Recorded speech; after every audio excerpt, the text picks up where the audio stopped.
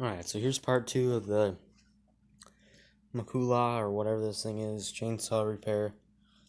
I did figure out that the fuel line is not broken. It's just, it goes into the carburetor like so. It just kind of fits, that tube just kind of fits in that hole there. So that is correct. Another thing I would like to also just admire here is that the cylinder is very clean, the piston is very clean, this thing has no reeds, it's a very easy design. The piston is pretty good shape. Also, when you go out and buy a lawnmower today, or weed whack, or whatever they call it, we're pretty much mostly 4-cycle stuff. They say, oh, you don't need to change oil, This is what this chainsaw says.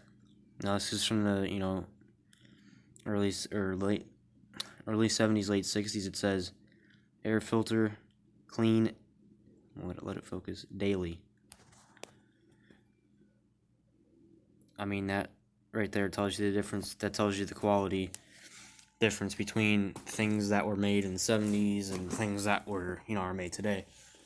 As well as the advanced, you know what I mean? This is a basic carburetor, but it's also very advanced. It's on an angle instead of just a cheap. And it's got 2 tuners on it, flathead screwdriver. It's just, the quality is way better, but it definitely does need a new cleaning. So I'm gonna go ahead and take it apart and soak it real quick. Still waiting for the recoil to dry, but as of right now, I think as long as she's gonna have spark, it should run. So here we go. Alright, so as you can see here, a lot of the carburetor itself doesn't look too dirty, this piece of it at least. But if you do look deep into it, a lot of the passages are plugged, and it's, it does definitely need to be cleaned. And luckily, it looks like this may have already been rebuilt, or it's been really well cared for with not ethanol fuel, because this seems to be in very good shape, doesn't look too fragile. But it definitely, a lot of the passages are plugged, like you should be able to see through that one right there, but you can't. So I'm going to go ahead and tear the rest of it down, get it soaked, get the air compressor going, blow this thing out. This is not dry yet. It's been about an hour now, but I'll give it probably another hour. But once I have the carb and all that stuff back on and, get it ready to start, that should be dry enough to where I should be able to try to start it. So let me keep going. It's on a normal weed eater from today.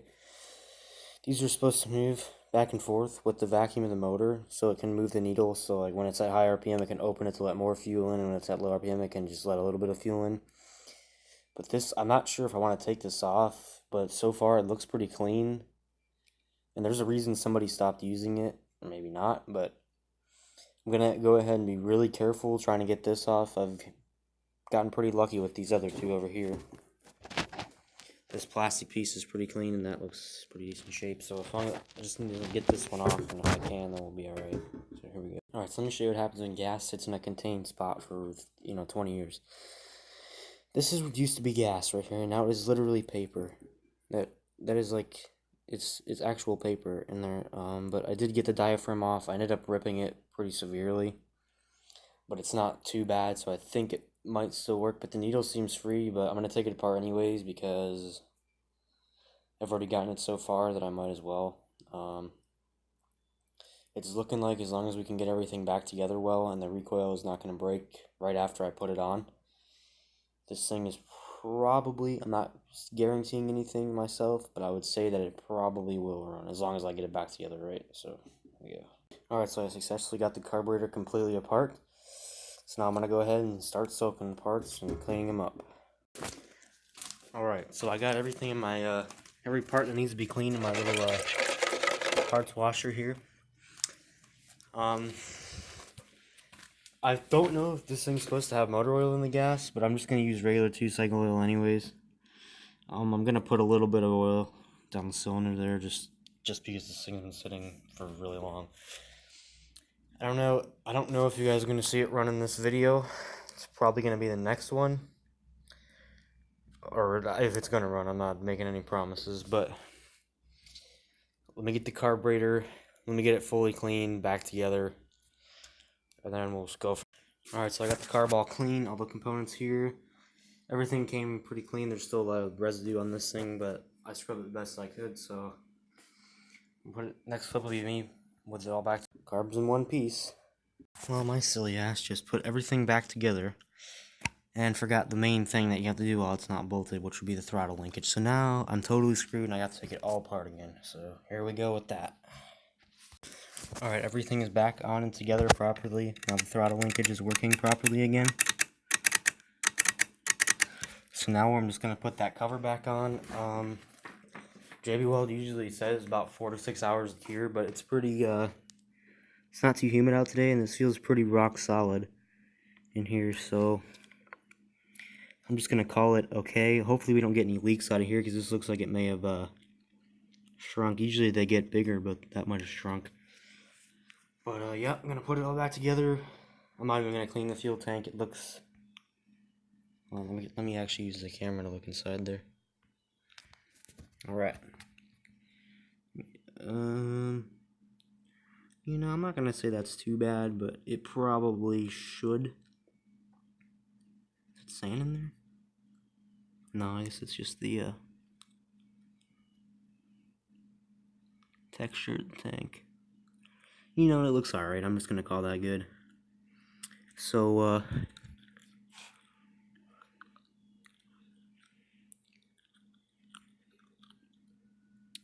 alright, well, let me put it back together. This is going to be the end of this video here.